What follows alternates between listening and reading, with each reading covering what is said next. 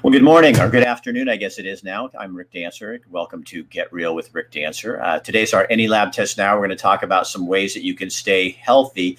We hear all these things about masks and everything else you can do to prevent COVID, and that's fine. But what we don't hear a lot about is some of the really basic things you can do for your body to keep it in a better place so that you don't that you're more immune to COVID. So that's what we're going to talk about a little bit today, and some of the other testing that they do at Any Lab Test Now. We may have County Commissioner Jay Bosovic coming into our show in a few minutes here. We don't know if he gets out of his meeting in time. He wants to talk about vaccines and kind of how the state's messed up that whole process. And then I wanted to let you guys know the governor just announced that some of the Portland area is finally opening up to restaurants. Their numbers are dropping. Unfortunately, we're still in extreme levels in Benton County, Coos County, Crook County, Jackson County, Jefferson County, Josephine County, Lane County, Marion County, Polk County, and there's a couple others that are out of the area.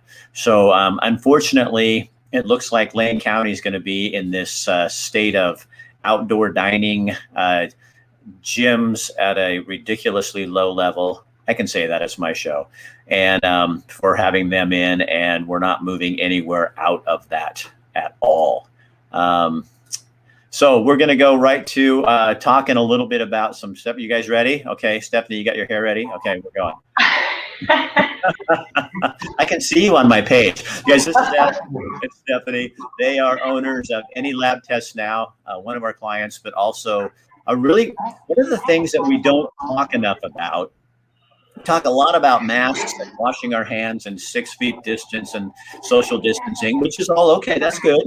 But we're not talking a lot about staying healthy. And you guys, vitamin D has been linked to preventing and avoiding it.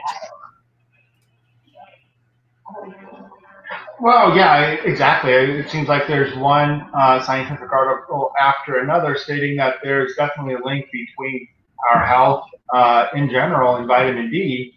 And just lately with COVID, there's been a lot of research going into that. So I do find it very interesting. We're not medical doctors, so I don't know the exact metabolic pathway and exactly how it necessarily works, but I think there's just been one link after another that's been discovered recently. So. Well, the research shows that you, number one, might be less likely to actually get COVID if your vitamin D levels are high. And then also if you do end up getting COVID, it will help you actually fight the disease better, and you might not get as sick. And there are several articles out there that have research that shows both of those things might actually be the case. Well, I've had emails from people, even doctors, saying, why aren't you talking about this? Why aren't people talking about getting their vitamin D levels up, especially in Oregon, especially this time of year when the cloud cover is everywhere. It's also good for depression, seasonal depression, that kind of thing. And you guys, one of the things I've learned from working with you is you guys do the testing. So there's a great way to figure out where your level is, whether you need to be doing anything. Yeah, I mean, we do the testing and we do the injections here. So, we've always been surprised that we haven't had, that every single person in Eugene hasn't decided to get their vitamin D levels tested. In general, anyway, you should, because of depression and our very rainy, gloomy winters that we can have here. But then in addition to the COVID information, it just seems like that would be at the forefront of everybody's minds. Or go to your doctor and get your vitamin D checked, get on a supplement, come in here, get an injection.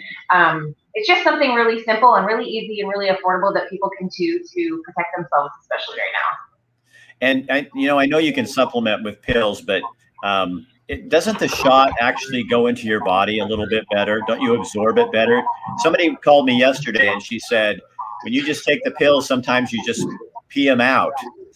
And when you get a shot of vitamin D, it actually absorbs into your body better. Yeah. Rick, that's debatable. Okay. I've done both injections and taken the pills. I do know that with some vitamins and or drugs, that when you ingest them orally, it's got to make it through your digestive system. So what you initially take could be a lot different than what goes through your digestive system.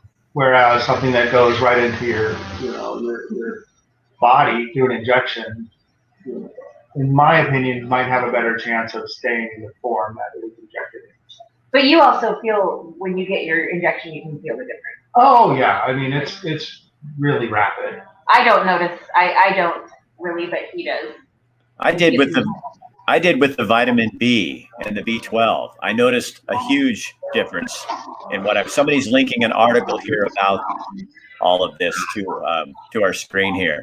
So you guys, talk to me about COVID testing that you're doing now, the stuff you're doing, because a lot of people don't know.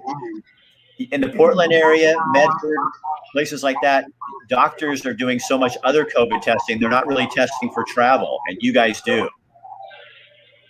Yeah, so we do quite a bit of testing for travel. We have people actually driving down from Portland because they can't get a doctor's appointment because most doctors are just doing symptomatic people at this point. So there's not a lot of options out there. So we do testing for travel. We do the rapid antigen test, which some people use for going back to work, an event that they might be having. Most places don't accept that for travel, but places like Alaska, they'll accept that. But if you're traveling internationally, you're going to need the PCR test for travel. And we do that, and you can get in.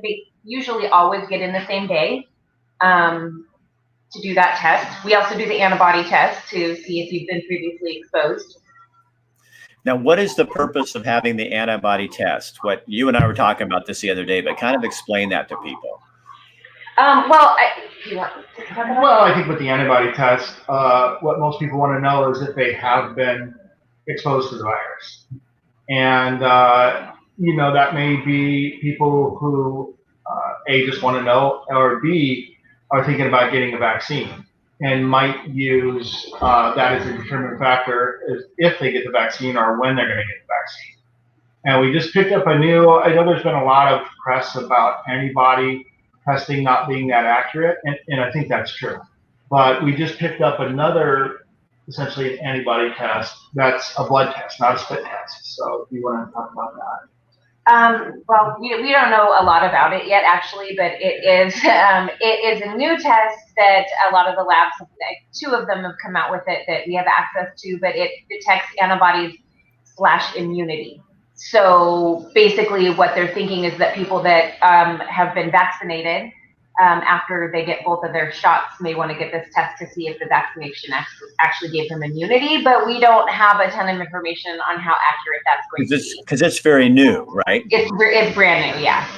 It's brand new. So instead of coming in and doing just the plain antibody test, you would have this, it's called antibody / immunity.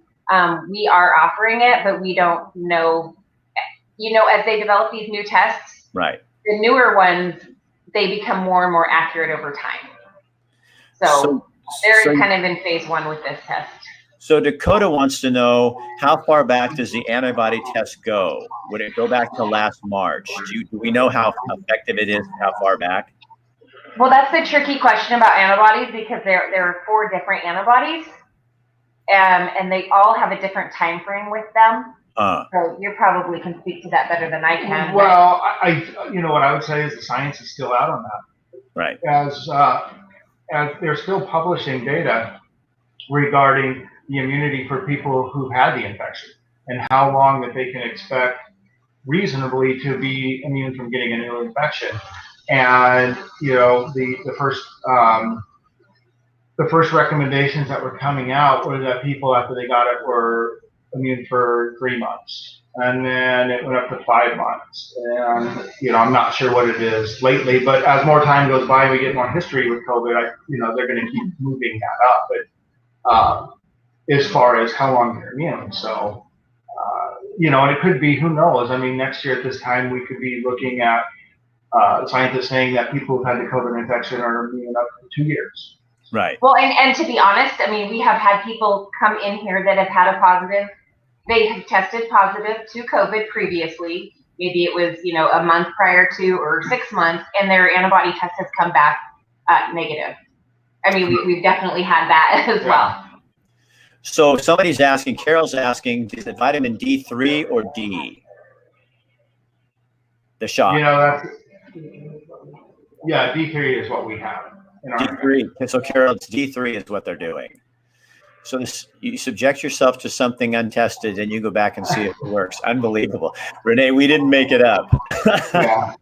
Well, actually, that to this point, like us owning the lab here, we aren't sitting here telling, hey, everybody, you need to go out and get all of these tests. Or we're not saying, hey, we're promoting travel, everybody travel, it's safe and it's ethical to travel for whatever reason.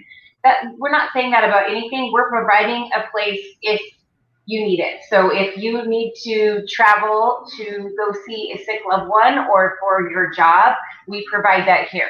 We are not advocates for saying it's safe for everybody to travel right now. We have nothing to do with that.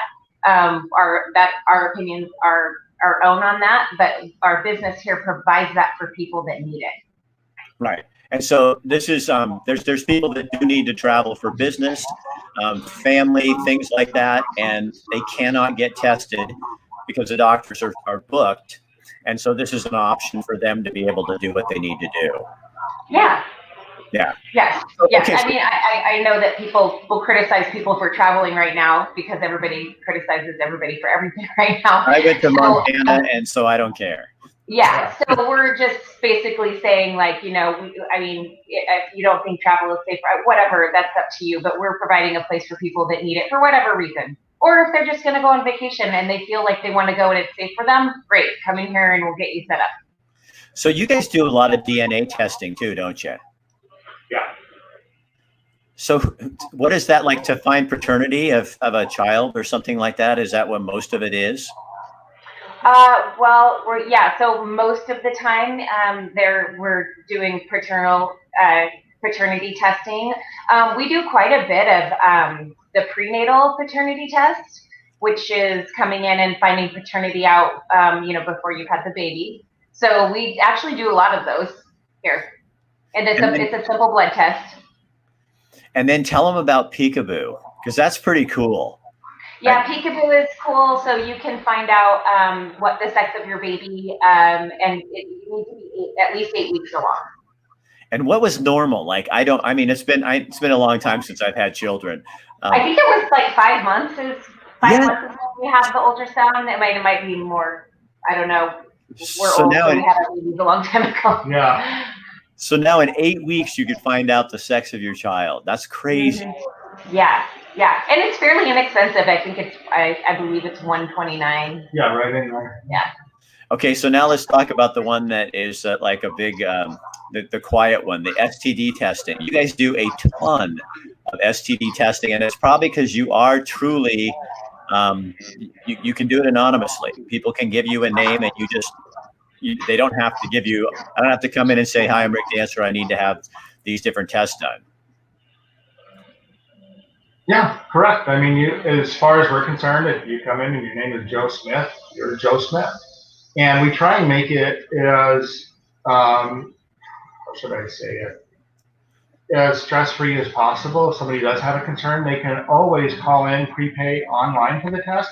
And then we have a separate private room in here where we could just take them right in there. We don't need to discuss any of their testing at the front counter. We can take them right into a private room, have that discussion, do the blood testing in there, and then they're out. And then they can pick up their results, or we can email them, whatever they prefer. So we can make it very quiet, very confidential, and I guess, yeah. Well, before we talk about that, but yeah, I do more of the bookwork here, so I'm not at the front counter and I don't answer the phones and I'm not doing the testing. But one thing I did notice when I was reviewing our different tests that we've performed since the beginning of December, and that was just a snapshot. I didn't go previous to that, but I pull my reports. I walk in the test office and I'm like, what is going on with STDs? Our testing has exploded. Now, I don't know if that's because the community health centers are so bogged down with COVID that they can't test, but on our end, it was a dramatic increase. So if it's not because the community health centers are slowing down or because people aren't getting those tests with their doctor, then I would suspect that people found a lot of, very, I guess, natural ways to entertain themselves during COVID. Well, the other thing that we do provide, during COVID, you keep hearing on the news people that don't want to go to the hospital, they don't want to go to their doctor's office because they don't want to expose themselves. So they're not getting the test that they need. They're not taking care of themselves. Right. And, we can provide a place that it feels like a clinic when you come in here, but it's very private. There's not very many people in here. So if you're hesitant to go somewhere super public to get some testing done that you've needed to get done, and COVID is, we could arrange a time where we make an appointment for you to come in when there's nobody here. Like, it's very easy to get in and get the over 8,000 health tests that you might want to check in on because you haven't been to the doctor in a year. Right. I was reading a report the other day, and it said one of the really sidebar impacts of the COVID reaction is that so many people are dying of heart attacks because they're not getting checked, and diabetics are not getting their insulin checked. They're afraid to go to the doctor. And don't come here and have a heart attack. No. But I mean, to keep their medications, to keep things up, they're afraid to go in there. And your guys' place is they're very quiet and private. You know what I mean? It's not like it's very clean. And I think that every time I'm in there, people are just, they're coming in and coming out. It's not like there's not a waiting, like 10 people waiting in line usually, like when I think about going to a public center, I'll leave it that way. It can get pretty crazy. Yeah, it's really easy for us to find a time. If somebody were to call and say, hey, actually we had somebody just the other day that didn't want to come inside. And so we just went out and did everything in her car. Very easy for her not to have to come inside. So, yeah. We took an interesting specimen yesterday, Rick, that we haven't got to share with you, but somebody came in with about an 8-inch worm and in a glass tube with alcohol that they had excreted through their bowel system. Oh my God. And this is somebody who hasn't left the country in the last year. So the only thing that when filling out the forms and what's that doing? Oh, is that the only thing that they've taken that they think could have possibly given them this worm might be crab. Huh. That is so. Because it's ground up and usually shipped from other countries. So you didn't take a picture and post it on Facebook or anything? No, I don't. Who could look at it to take the picture? It technically doesn't belong to us. But we do. What people don't know is actually we do a lot of heavy metal poison testing. We've had quite a few suspected poisonings the last couple of months. So we do heavy metal panels. We do parasite identification. We sent a pair of underwear off a couple of months ago we do a lot of funky, weird things outside of just you really do. So Dakota just jumped on midstream. This is Any Lab Test Now, Eugene. Dakota, they're over off of Garfield, kind of across Ketty Corner from Wetlands. And just really easy access into there. Adam and Stephanie, I do have Commissioner Jay Bosevich. He just joined me on here. So I'm going to leave you in here. If you have a question, I may pull you out. But if you have a question, wave to me, okay? Wait, can I, hey, Rick, before you start with him, are you coming back to us or are we done? Because I have one quick thing. Okay, give me your one quick thing. So just for people who are traveling for whatever reason, United Airlines has this awesome section. If you go on united.com and then you click on travel info, and it says, see what's open for travel. It tells you what's going on in every single state in the United States and also every country so that you can figure out how and when to get your PCR travel test. It's way more accurate than the embassies or anything else that you can find. Okay. It's a great tool. So Penny came on here and she said, wow, this is very interesting to me. You guys, that's why when I go have a meeting with Adam and Stephanie, I'm there for like an hour and 20 minutes because there's never a shortage of interesting stories. All right, let me bring on the commissioner. I'm going to pull you guys off. If you have a question and you guys are in there, Stephanie and Adam, just wave and I'll see you on the screen so you can ask if you want to, okay? Okay. All right, I'm going to pull you guys out. And you guys, hey, Jay, thanks for being here. I'm happy to be here. And fascinating topic before, and they answered my question in the chat room. I actually had a constituent ask me about where they could get a water well tested for Giardia. So if they do Giardia test, I'll pass that on to my constituent. Do you guys do that? Oh, we do test for Giardia. As far as right out of a well, okay, we can send it. Okay, good. All right, there we go.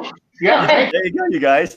Okay, so Excellent. Jay, I heard you on talking with Bill London on KPNW the other day, and my ears perked up because you had called him or emailed him because you're very concerned that Lane County. Well, why don't you just go right off? I could put my spin on it, but then I'd be like a typical news guy, and I really don't want to be that guy anymore. So why don't you talk about what you're concerned about with the vaccines and how this is being rolled out? Yeah, so for a couple reasons, I've become really concerned with how the state is basically setting the counties up to be the fall people for the chaos that's coming with the vaccine rollout. That there was comments from OHA last week. Their talking head guys basically said there was going to be chaos when they added the 80 plus folks to the list.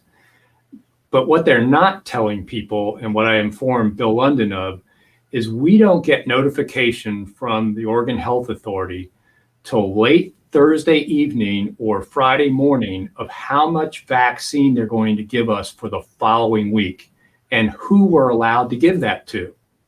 So I sent him a copy of the email that I got from OHA that was timestamped 6 p.m. Thursday night, telling us that we were going to get 3,200 doses of Moderna for first vaccines for the following week, 2,000 of which were going to be set aside for the 80 plus folks, 800 for educators, and only 400 for phase 1A. What is phase 1A? Is that seniors? No, phase 1A was the medical providers, first responders, and nursing home workers and residents, the long-term care facilities, which covers some of the seniors. But we still have about 10,000 people left in phase 1A to vaccinate. And they only gave us 400 vaccines. And so we have 10,000 people in stage 1A, and now we're moving on to some, we've included now teachers in that whole thing. So we don't even have enough for the healthcare workers that we have, and we're already moving on to another group of people. Yeah, we've actually vaccinated over 5,000 educators in that educator group already. In Lane County. In Lane County, but we have over 6,000 seniors over 80 signed up in our system right now. If we had actually started with the seniors, we'd be 80% done with at least the 80-year-olds. And you had mentioned on his show, and I already know this fact, but I'm going to let you talk about it, is your concern is now and we love teachers too, but we brought in teachers, they're not at high risk. The seniors who are at high risk are now secondary to the teachers. Yeah, it's very simple to take the CDC data on, number of cases and deaths by age group and figure out that if the older you are, the higher your chance of death is if you get COVID. And in fact, if you're over 85, you have a 1 in 5 chance of dying if you catch COVID. But if you're between 30 and 40, it's 1 in 1,000. So we are now vaccinating in that 5,000 educators, 30-year-olds ahead of 80-year-olds. It just doesn't make sense scientifically to do that. So I keep hearing we're talking about all the time that we're following the science, but we're not really following the science. No, it doesn't seem so. And it just, I understand wanting to try and get schools back open and all that stuff, but there's a whole nother discussion we could have about how risky it is to open schools or not. I don't believe there is a high risk there. But the moving educators ahead of seniors just doesn't work. And I noticed that somebody's commenting about prisoners. That wasn't Governor Brown. That was a judge that put the prisoners even ahead of educators. So a judge's order actually even jumped, 15,000 prisoners to the front of the line ahead of everybody. So we're now at, the state of Oregon advertised that we're opening up for seniors 80 and up. We haven't finished 1A. We've jumped prisoners ahead of everybody, and we're doing educators ahead of seniors. So my real concern is they're setting us up to look like failures because we're not going to be able to get to these 80 plus seniors because we're trying to finish these other groups first. Well, so, and you're putting those seniors at pretty high risk at that point. Yeah. So I would really encourage anyone, watching and listening to contact the governor's office because this is coming directly from her office. The counties have no control over that priority list. She needs to stop vaccinating educators and move the seniors to the head of the line. Why do you think the seniors and then the educators? Why do you think she put educators ahead of the line? Well, let's see. The Oregon Education Association makes significant political donations during campaigns, and guess who they contributed to the most heavily in the last gubernatorial campaign? Huh. Well, when I ran against your Secretary of State, they did the same thing. So I already knew that answer. Yeah. And people have to understand, they keep saying, quit making this political. Well, then quit making this political. Yeah, quit making your decisions with politics in the background and make them based on data and science. Which gets me to a whole different topic of the fact that we're still in extreme risk in this county. And the whole reason we are is because they've kept the University of Oregon open while they've shut down gyms that have no history of transmission. But we've got the University of Oregon that's responsible for 33% of our cases over the last 2 weeks. So, because I just read the numbers and I just saw that she made her decision, and there we are, Benton County, probably Oregon State, us, and we're all stuck in this. So businesses are just, some of my most liberal business friends are just, they're just hanging on by a thread, and they're so angry about this because you can't expect people to do well in Oregon when it's this cold outside and putting a tent up with a couple of heaters. Now people are spending thousands just to do that. Yeah. And, I know, businesses where they've actually, because OSHA rules changed, had to redo their ventilation systems in their businesses to add extra filtration and turnover of the air and all that to make sure that they could stay open. And then they got closed down by the governor's change in the risk matrix. So it's just, you kind of shake your head. And I've been asking, this is a second thing people could ask the governor about. I've been asking for them to take the university out of our numbers, or at least if they're going to keep the extreme risk protections in place, have those apply to maybe a 1 mile radius of the university where you got 90% of the students and faculty, and let the rest of Lane County open back up. Why is a restaurant in Florence being forced to stay closed for in-restaurant dining because a bunch of students can't stop socializing, in private settings and spread COVID amongst themselves? So that's not being addressed at all. But here's the thing, Jay, that is so frustrating. If you, as an elected official, can't get her to listen, what the hell is little Rick Dancer or Ann Bailey or Eric Johnson or Dakota Heisel?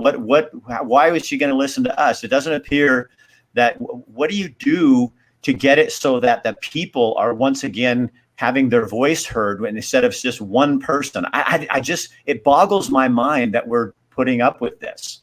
Yeah. Well, I am just one person also, even though I'm an elected official, she needs to be hearing from many, many, many people. That's when elected officials kind of prick their ears up, is when they see email after email come in and phone call after phone call to those lines about the same subject. So you were saying myself as it being, because I'm registered in the other party, she can kind of ignore me pretty easily. But if she starts hearing from everyday people in large numbers, that might change her mind. So you said, what was the percentage of our cases that were coming out of the U of O? Over the last 2 weeks, it was 33%. So we're being held back, and businesses in our community are being held back because the University of Oregon is in our statistics. And these are young people who, how we all were when we were young. We didn't probably listen as carefully as we could have, or, that's kind of kids will be kids. And I'm not making excuses, but I'm saying you're holding an entire county down: Cresswell, Cottage Grove, McKinsey Bridge, Springfield, Eugene, Veneta, Elmira, Florence, Dune City. All of us are being held captive by this. And you've got businesses. I read in the Register Guard today, which I don't take the paper, but I saw it online, and I didn't spread the article because I refused to pay them to have the internet, because if you can't get with it and make it so that it's free, I'm not going to play. But the headline was, I think it was 25 or how many businesses I think it was just Lane County, how many restaurants had gone out of business already. And I think, I can't remember if it was 25 or 50. And I know that's a big spread, but I'm not a news guy anymore, so who cares? But it was in that paper. And, that is what I think sometimes people that start screaming at restaurants for trying to stay afloat or opening up what they think is not right, is they forget that there's a whole family there. There's a whole bunch of people behind that. There's dreams, there's their income, there's one lady I know who had to open a restaurant. Her husband died recently, and she's had cancer, and yet nobody can understand why she wants to open a restaurant. It's that she has no options. It's not like she's getting massive amounts of health care to come in and make up for her husband's gone. But nobody wants to figure that stuff out. We just want to react to things. Yeah, and many of these businesses that are being shuttered by the high risk, extreme risk restrictions, their employees are some of the lowest income people in our county. And when you talk about some of these things like equity and all that, they're also disproportionately some of our racial minorities, that work in those kitchens and gyms and everything else. So this is punishing people on the lowest rung of our economic spectrum. Meanwhile, professors at the U of O that are, probably tier one PERS, getting ready to retire with six figures, are still employed. It just, the equity in all this, as much as that side of the aisle likes to scream about it, sure doesn't seem very fair as I look at the lens of how they've rolled out these restrictions and whether they're actually doing something that makes a difference in the numbers. Well, I have said since the beginning and gotten hammered for it, but I just don't care anymore, is as a good leader, if you want me to take a pay cut and you want all these restaurants to take huge pay cuts, then why doesn't our leadership, like the governor, take a pay cut?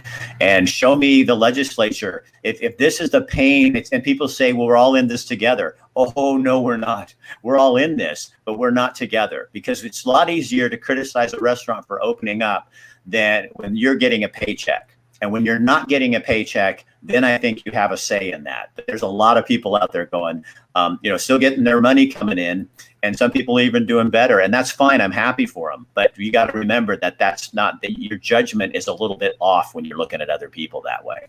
Yeah, and my first year as a commissioner, Lane County had to make a 20% real dollar cut in our budget.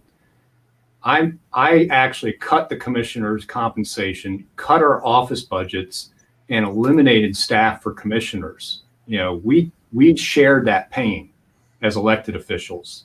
And I just don't quite see that happening up in Mahonia Hall. And they need to hear from us. And I love that somebody put up the Oregon legislature website there as a comment. Ms. Eric Johnson did. Yeah. Eric is a perfect example of, he and I really, I've never met him that I know of, but And I think we're a little bit, he's more of a little bit left lean and I'm a little bit right of middle. And yet we respect each other, and we're in this together. That's where we are in this together. This isn't about Republican or Democrats. This is about fairness to people. And if we want this to reopen, I think businesses and people are going to have to just stop bitching about it and start putting that effort into an email to the proper people to make sure that there's some movement here, because you can complain online and who gives a damn? You've got to do something that really says something to something. Oh, 25 in Lane County, not just restaurants closed. Oh, okay, Dana, thank you. You read the article. Good. All right, Jay, anything else we need to chat about? So that's your recommendation. People do that.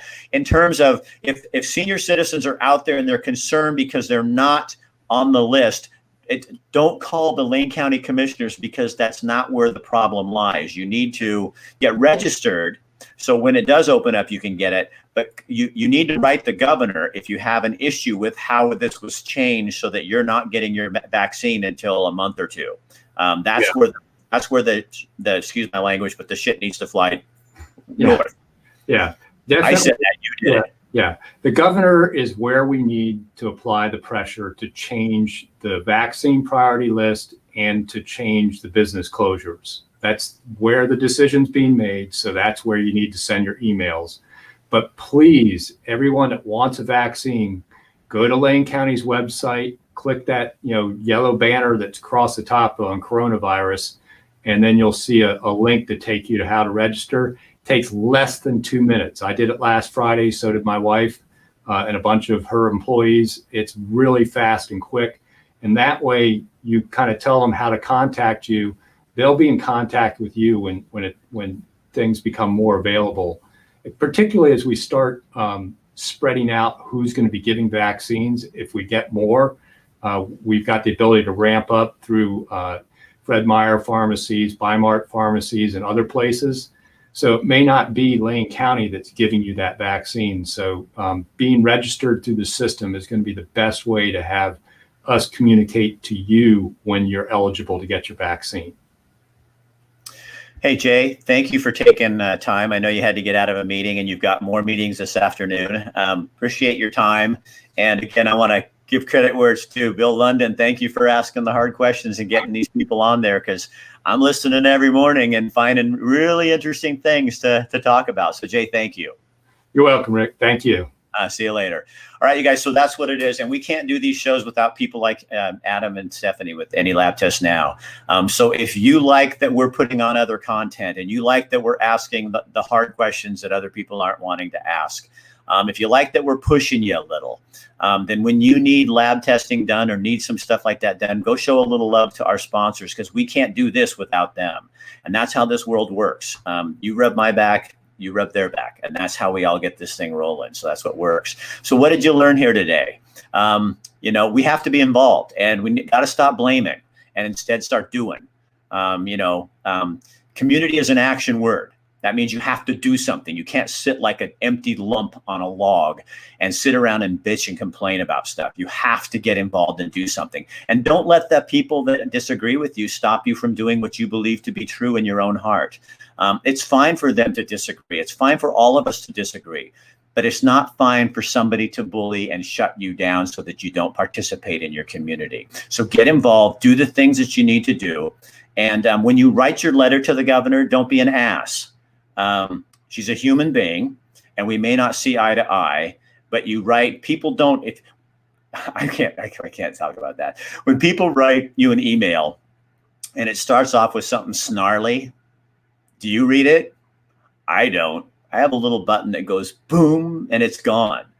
So you want to start out and be kind and courteous and firm and tell what you believe. That's how you write a letter to people, because yes, they are people.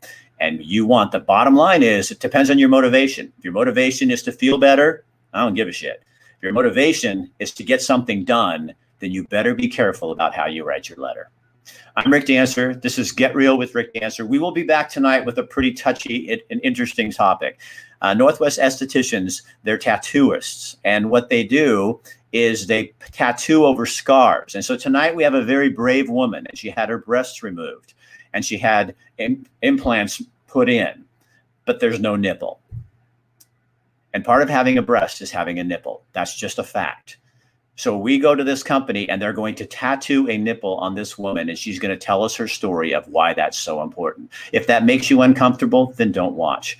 But if you want to understand why sometimes cosmetic things like that are so important to a woman and to a human being, and that it can be done, then you should watch this show tonight. I cannot wait to meet her. And Ian and Michelle, you're going to love them too, because they're crazy. But anyway, that's our story for tonight. We got a lot more content this week. Again, thank you, Any Lab Tests Now. And you guys go visit them, find out what they're doing. There's a whole bunch more comments here, but I can't get to all you guys. So have a good day. And Stephanie, Adam, thanks, man. Love you guys.